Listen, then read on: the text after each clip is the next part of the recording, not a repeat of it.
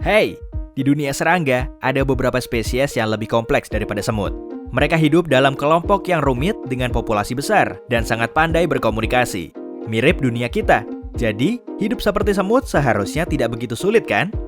Mari kita lihat dulu kehidupan semut. Kelas sosial dalam koloni semut sulit dijelaskan. Hierarki teratas adalah ratu, lalu semut pekerja dan prajurit yang sama pentingnya. Setelah itu ada telur yang dikeluarkan ratu dan sedang berkembang. Tujuan tunggal ratu adalah untuk kawin, bertelur, dan diurus oleh para pekerjanya, yang beberapa di antaranya adalah calon ratu. Dia hanya perlu kawin sekali, lalu bisa terus bertelur. Secara naluriah, tahu bahwa dia harus memperbesar koloninya. Dia akan menjadi semut terbesar dan memiliki sayap sampai dia kawin untuk pertama kalinya.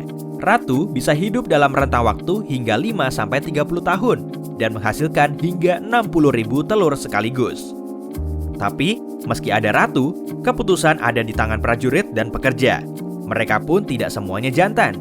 Sebagian besar semut prajurit dan pekerja adalah betina.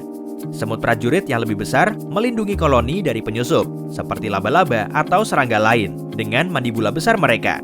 Itu seperti rahang. Tubuh semut pekerja lebih kecil. Mereka mengatur urusan membawa makanan kembali ke koloni, merawat ratu, membangun dan menjaga sarang, dan beberapa dari mereka bahkan menanam jamur untuk dimakan. Kuasa ratu sesungguhnya adalah bisa memilih pekerjaan yang akan dimiliki setiap telur, dan apakah nantinya mereka menjadi jantan atau betina. Seperti yang saya katakan, sebagian besar prajurit dan pekerja betina. Di dunia semut, jantan hanya berguna untuk kawin. Telur-telur yang dipilih untuk menjadi prajurit akan diberi makan lebih banyak agar bisa tumbuh lebih besar dan menyokong mandibula besar itu. Tapi sebagian besar telur akan menjadi pekerja karena ada banyak pekerjaan berbeda. Jika kamu pikir itu jauh berbeda dari manusia, kamu mungkin akan terkejut dengan apa yang akan saya katakan. Seperti kita, semut memastikan bahwa populasi bertumbuh. Rahasianya adalah seekor semut dapat bergabung dengan koloni semut secara anonim. Manusia juga melakukan ini. Kita terlahir dalam kelompok masyarakat, dan kita tahu kita harus menjaga populasi bumi. Semut terus memperluas dan mengubah sarang mereka agar ada ruang untuk semut lain, seperti yang kita lakukan dengan kota. Koloni-koloni semut juga sering bersatu untuk membentuk koloni super. Cara komunikasi kita mirip dengan semut, sebagian besar lewat feromon, tapi semut juga bisa berkomunikasi lewat sentuhan, suara, dan bahasa tubuh. Mirip kita. Anggaplah feromon semut sebagai ponsel. Semut melakukan pembicaraan tambahan dengan antena. Itu memungkinkan semut untuk mencium dan mendengar. Sementara itu, manusia benar-benar butuh sentuhan. Pikirkan pentingnya merawat bayi. Dan jika memperhatikan, kamu bisa tahu jika seseorang tidak menyukaimu dengan membaca bahasa tubuhnya.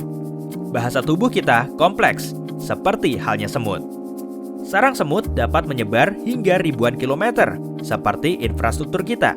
Sarang semut terbesar ditemukan di Argentina, dan lebarnya sekitar 6.000 kilometer.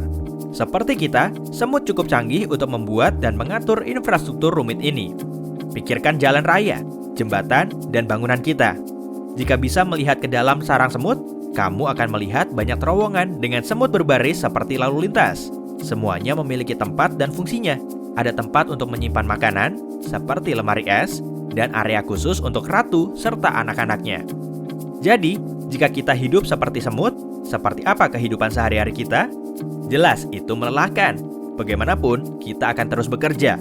Kecuali jika kamu ratu. Jika ya, kamu bisa santai. Sebagian besar dari kita akan menjadi perempuan. Setiap orang harus belajar menerjemahkan feromon dan sinyal yang coba dikirim anggota koloni kepadamu. Jika tubuhmu besar dan kuat, kamu akan menjadi prajurit. Ditempatkan di sekitar perbatasan rumah kita dan melindunginya dari musuh dan penyusup. Kamu harus mengetahui siapa teman dan siapa musuh dan bertarung jika harus. Kamu juga harus mau diperintah sesama prajurit dan menawarkan bantuan saat diminta. Prajurit harus bisa bekerja sama. Jika kamu seorang pekerja yang akan menjadi predikat sebagian besar dari kita, kamu akan mengurus hampir semuanya. Ada yang mengurus ratu dan anak-anaknya, membawakan makanan, dan membuang sampahnya. Ada juga yang pergi dan mengumpulkan makanan untuk seluruh koloni. Pergi jauh dari rumah bisa berbahaya, tapi kamu aman jika berkelompok. Kelompok lain mungkin membersihkan sarang dan memastikan sarang bebas limbah dan kuat. Bahkan, mungkin ada yang bertugas menanam jamur untuk makan malam. Itu luar biasa. Jadi, bisakah manusia benar-benar hidup seperti semut? Seperti yang saya katakan sebelumnya, hidup kita memiliki beberapa kemiripan dengan semut. Manusia membangun infrastruktur besar dan bisa berkomunikasi dengan baik. Kita sangat mudah beradaptasi. Jadi, kita bisa berkumpul dan bekerja sama. Kelangsungan hidup kita akan bergantung pada itu. Sebagian besar manusia suka berhubungan. Kita makhluk sosial, seperti semut. Manusia juga memiliki aturan dan kelas, meskipun mungkin tidak sejelas semut. Kita mungkin menikmati kesederhanaan batasan yang jelas ini. Selain itu, kita tidak perlu mencemaskan pekerjaan karena akan selalu ada pekerjaan. Tapi masalahnya, kamu harus melepaskan identitas pribadi dan individualitasmu, dan kebanyakan dari kita tidak akan memilikinya. Kita harus puas dengan melayani ratu dan hanya memiliki 1 atau 2 pekerjaan. Kamu akan melakukan hal sama setiap hari. Kita akan hidup di daerah padat, dan manusia mungkin akan menghadapi masalah karena itu, seperti penyakit dan sumber daya yang menipis. Jam kerja akan panjang dan tanpa henti. Kita juga harus banyak mengandalkan lingkungan kita, tergantung dari lokasi kita. Hujan atau cerah bisa membuat kita sukses atau gagal. Kesimpulannya, ternyata kita punya banyak kesamaan dengan semut. Bahkan, beberapa ilmuwan berkata perilaku kita lebih seperti semut daripada kerabat terdekat kita, simpanse. Selain seperti masyarakat kita, semut juga memiliki cara untuk mengatasi masalah lebih besar seperti penyakit, distribusi sumber daya, dan pertanian berkelanjutan. Inilah kesamaan terbesar kita dengan semut. Kita tahu cara menghadapi masalah besar. Bagaimana menurutmu? Apa menurutmu manusia bisa hidup seperti semut? Tulis komentarmu di bawah. Kita juga bisa belajar beberapa hal dari hewan kecil ini. Semut telah ada sejak dinosaurus dan tidak banyak berubah. Jadi, mereka melakukan hal benar. Ini berarti mereka telah selamat dari beberapa peristiwa alam, termasuk kepunahan dinosaurus. Semut benar-benar tahu cara bekerja sama. Hidup mereka bergantung pada itu. Mereka juga tidak pernah menyia-nyiakan apapun. Misalnya, jika suatu bagian makanan tidak bisa dimakan, itu bisa dijadikan bahan untuk memperkuat sarang. Semut juga sangat pandai berkomunikasi. Mereka mampu berbicara dalam 12 kategori sinyal berbeda. Omong-omong, fakta yang membuat saya tidak bisa tidur adalah jumlah semut mengungguli kita. Jauh lebih banyak. Populasi manusia sekitar 7 miliar. Para ilmuwan mengatakan ada 10 kuadriliun semut di bumi pada waktu tertentu. Ya, serius. Agar lebih jelas, ini berarti ada sekitar 1 juta semut untuk setiap manusia. Selain Arktik dan beberapa tempat lain, semut mampu bertahan di mana saja dan menutupi sebagian besar dunia.